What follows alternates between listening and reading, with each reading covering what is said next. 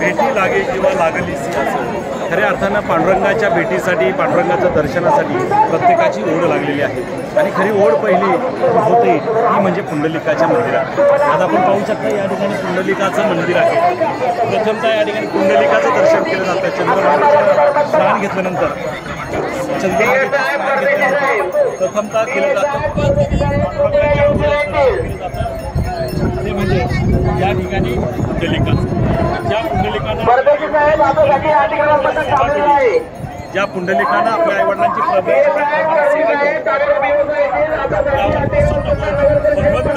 साक्षात पांडुरंग त्या ठिकाणी भेटण्यासाठी आल्यानंतर आपण पाहिलंय की त्या परिस्थितीमध्ये पांडुरंगाला उभं राहण्यासाठी जागा नसायची, त्यांनी पांडुरंगाला भेट दिली आणि त्या भेटीवर पांडुरंग आजपर्यंत असताना अनेक हरिभक्त या ठिकाणी दर्शनासाठी आपण जाऊया। आपण कुठून आलात? केव्हा निघाला करून? मंगळवारी वारी बरोबर आलात? पायी दिंडी। तर आपल्या दिंडीबरोबर किती लोक आले? सगळे 200 लोक।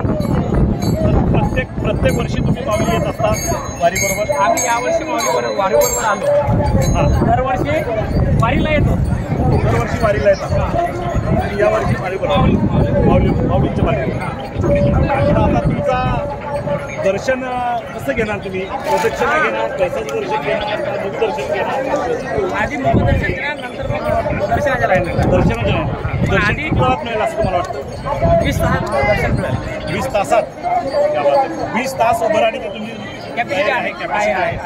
त्यावेळेस तहान भूक सगळे हरपणार?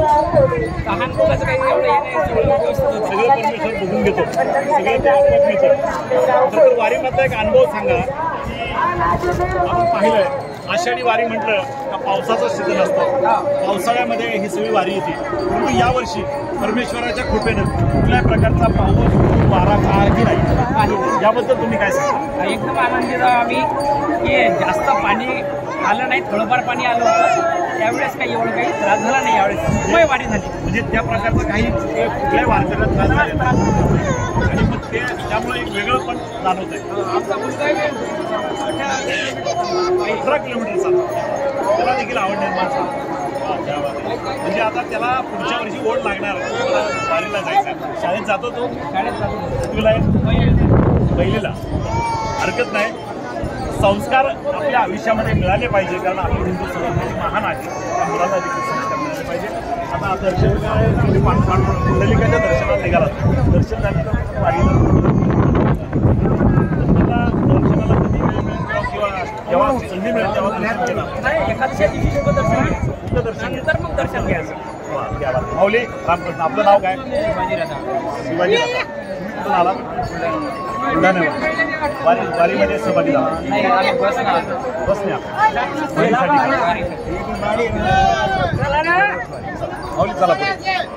माऊली चला लवकर चला माऊली। रामकृष्ण आणि माऊली कुठून आला? पूर्ण वर्षी वारी, पहिलं वर्ष। वा, खूप आनंद मिळाला ना वारीमध्ये? प्रत्येक वर्षी परमेश्वराच्या कृपेने वारी करत राहा, तुम्हाला उदंड आयुष्य लागो, अशा प्रकारच्या शुभकामना। रामकृष्ण हरी माऊली। कसे आहात? आनंदी आहात? स्नान झालं?